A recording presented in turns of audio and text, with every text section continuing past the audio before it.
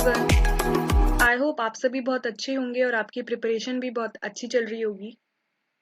आज की अपनी इस वीडियो में हम सीखेंगे एज निकालना। ऐसे क्वेश्चंस में क्या होता है, आपको किसी पर्सन की डेट ऑफ बर्थ दे दी जाती है कि कोई पर्सन है जो कि इस डेट, इस मंथ एंड इस पर्टिकुलर ईयर में बॉर्न हुआ है, और फिर आपको उसके कुछ सालों बाद की या कई सालों बाद की एक डेट दे दी जाती है और पूछा जाता है कि उस डेट को वो पर्सन कितने साल का होगा। तो चलिए सीखते हैं हम कि हम एग्जैक्ट एज किसी भी पर्सन की कैसे निकालते हैं। तो जैसा कि आपको आपके स्क्रीन पे एक एग्जांपल दिख रहा होगा जिसमें दो डेट लिखी हैं। इसमें जो ऊपर वाली डेट है वो डेट जो अब की है, जिस तारीख तक का एज पूछा गया है आपसे, और डेट ऑफ बर्थ है 6/4/1973। एक पर्सन है जो बॉर्न हुआ है 6 अप्रैल 1973 में, उसकी क्या एज होगी 18 अक्टूबर 2021 को। तो ऐसे क्वेश्चन में हमेशा आपको ध्यान रखना है कि जो अभी की एज है, जो अभी की डेट है, वो हम हमेशा ऊपर लिखते हैं। ठीक है, जो अभी की डेट है वो हम हमेशा ऊपर लिखेंगे। और इस केस में आपको क्या करना है, जो डेट है उसको सबसे आगे रखिएगा। आई मीन डे जो भी है, डेट, फिर मंथ, एंड देन उसके बाद ईयर को। ठीक है, तो हमने जो अभी वाली है वो लिख दी। फिर इसके नीचे हमको लिखना है बिल्कुल एग्जैक्टली जो भी डेट है, डेट ऑफ बर्थ की, उसको हम हमेशा नीचे रखेंगे और हम इसको ऐसे लिख लेंगे। ठीक है, बिल्कुल उसके नीचे।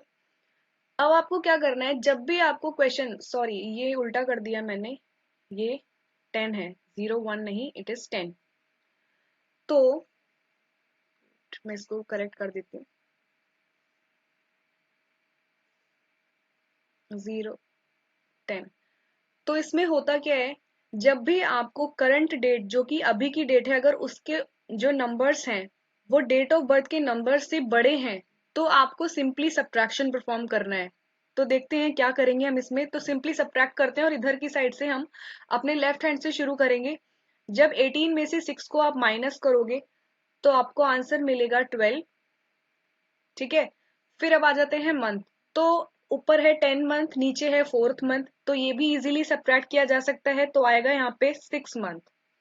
ठीक है, नाउ अब ईयर को सब्ट्रैक्ट करते हैं तो 1 से 3 नहीं जाएगा, तो ये कैरी ले लेगा, तो वो खुद हो जाएगा 11।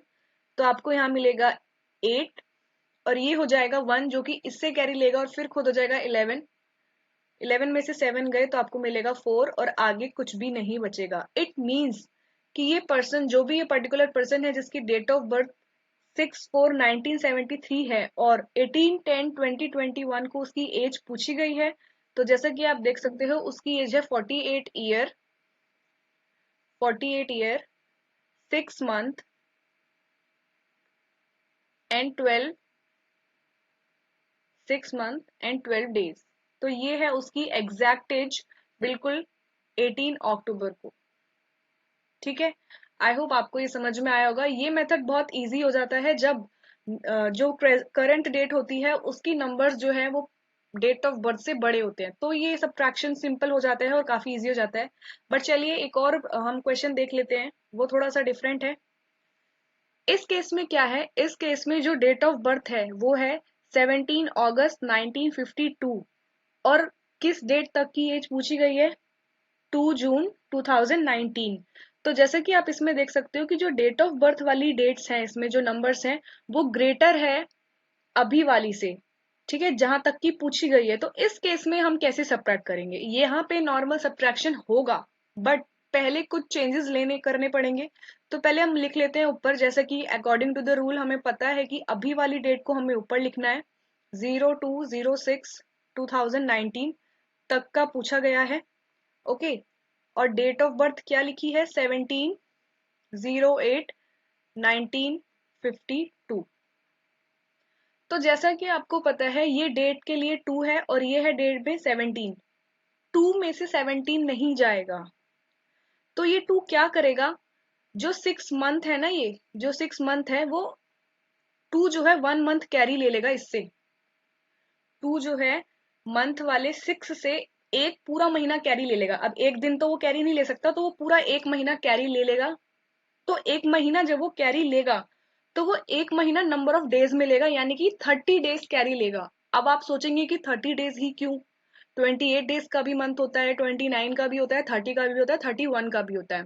बट जब आप इन सभी डेज का एवरेज निकालोगे तो आपको 30 ही मिलेगा। ठीक है, तो एवरेज जो होता है वो 30 डेज ही होता है ओवरऑल ईयर में। तो इसलिए हम जब भी कैरी लेते हैं 1 मंथ, जब भी हम 1 मंथ कैरी लेंगे अपने बगल वाले से, तो वो डेज के मामले में 30 डेज माने जाएंगे। ठीक है, तो इस केस में भी वही करेंगे, जो 2 है वो पूरे 1 मंथ इससे कैरी ले लेगा, यानी कि 30 डेज कैरी ले लेगा। तो 2 में जब 30 ऐड हो जाएगा तो ये हो जाएगा 32 डेज। ठीक है, 32 डेज में से 17 को सब्ट्रैक्ट कर सकते हैं, ये बिल्कुल हो जाएगा 32 डेज। तो 32 में से हम 17 को सब्ट्रैक्ट बिल्कुल कर सकते हैं, ये हो जाएगा 12, यहाँ पे आ जाएगा 5, ये हो जाएगा 15। तो यहाँ पे हम लिख देते हैं 15 माइ डैश।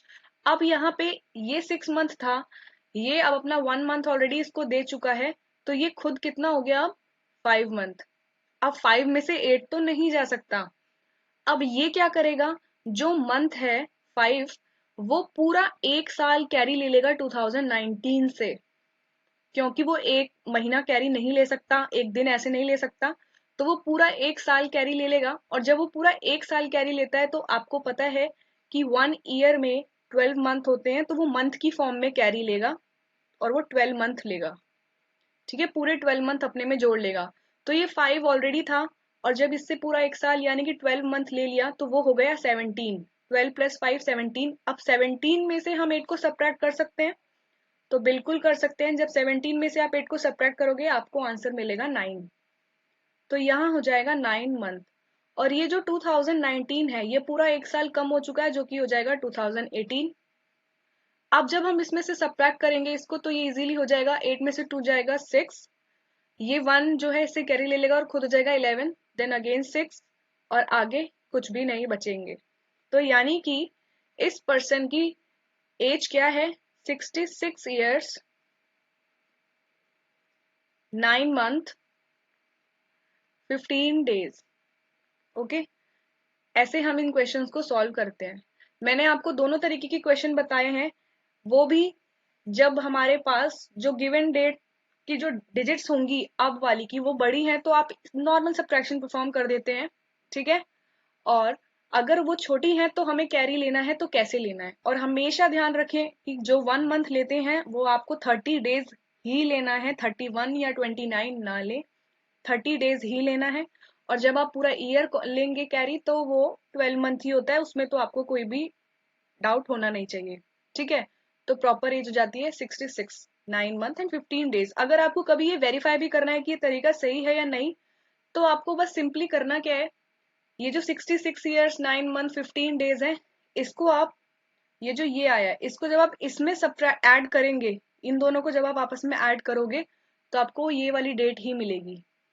ठीक है, बस आपको करना क्या है, जब जब 17 और 15 को आप ऐड करोगे तो वो 32 हो जाएगा। तो 32 डे तो तारीख होती नहीं है, तो 32 का क्या करना है, 30 का 2 रहने देना है और 30 को एक महीना बना के इधर दे देना है।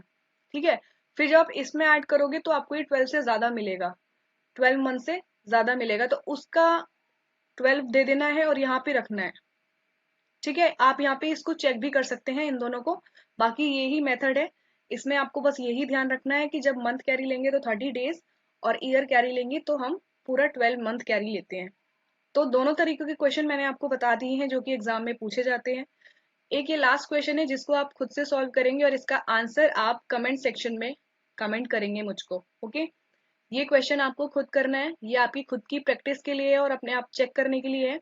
आप इसके आंसर को कमेंट सेक्शन में मुझे बताएंगे और मैं वहां आपको रिप्लाई करके बताऊंगी कि आपने आपका आंसर जो बताया है वो सही है या नहीं। ओके, तो आज की वीडियो में सिर्फ इतना ही। अगर आपको मेरी वीडियो अच्छी लगी है तो प्लीज इसको लाइक करें, ज्यादा से ज्यादा शेयर करें एंड मेरे चैनल को सब्सक्राइब करें। Thank you.